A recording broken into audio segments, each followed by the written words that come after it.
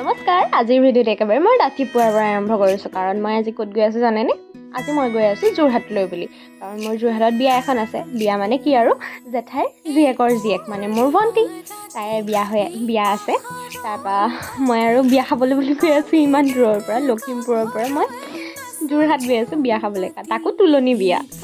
বাৰু সেয়া দেখিছেনে মই কাজিৰঙাত সোমালোঁ এয়া কাজিৰঙা দি আহি আছোঁ আৰু ভাবিছিলোঁ গড় চাবলৈ পাম কাৰণ মই কাজিৰঙা কোনোদিনে অহা নাই কিন্তু গড় নেদেখিলোঁ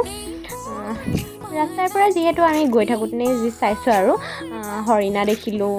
আৰু দেখিলোঁ কি বান্দৰ দেখিলোঁ হাতী দেখিলোঁ সেইখিনি